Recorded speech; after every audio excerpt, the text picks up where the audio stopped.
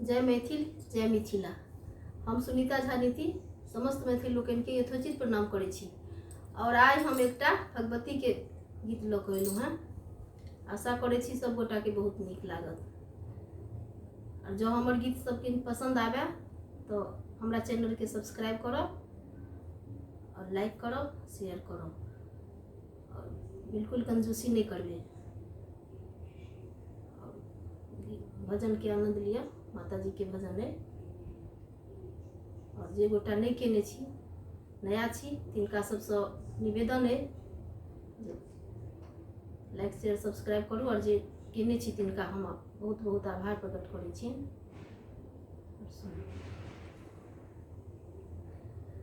आसिनी जोड़िया में पहिले पहरिया में भेलै कलश निर्माण, देखी अनु मैया के महिमा महान। आसिनी जोड़िया में पहिले पहरिया में भेलै कलश निर्माण, देखी अनु मैया के महिमा महान, देखी अनु मैया के महिमा महान। दूर ही दूर सा लोक सब आवल, दूर ही दूर सा लोक सब आवल, दर्शन भवानीक मुदित भय पाओल, दर्शन भवानीक मुदित भय पाओल।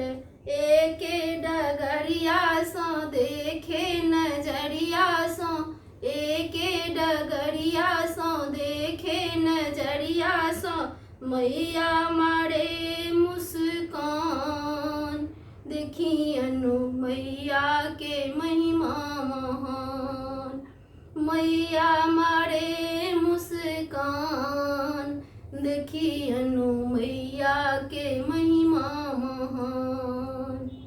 आसिनी जोड़िया में पहिले पहरिया में भेलै कलश निर्माण, देखी अनु मैया के महिमा महान, देखी अनु मैया के महिमा महान।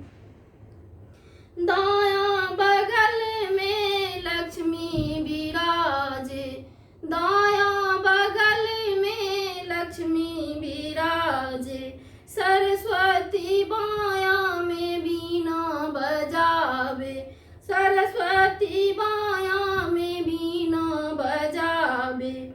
सिंहासन माँ पर धय के चरण माँ पर, सिंहासन माँ पर धय के चरण माँ पर, लका महिषासुर के प्राण, देखी अनु मैया के महिमा महान, लका महिषासुर के प्राण, देखी अनु मैया के महिमा महान, देखी अनु मैया के महिमा महान।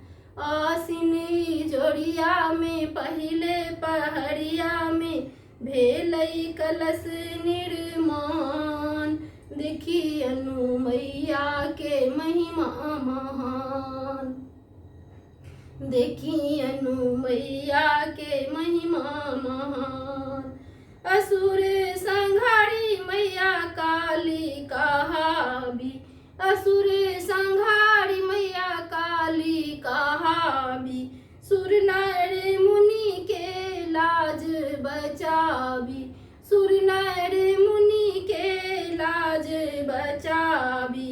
आसक बदरिया सा फुटलै किरनिया सा, आसक बदरिया सा फुटलै किरनिया सा, आनंद सकल जहान, आनंद सकल जहान, देखी अनु मैया के महिमा महान, देखी अनु मैया के महिमा महान।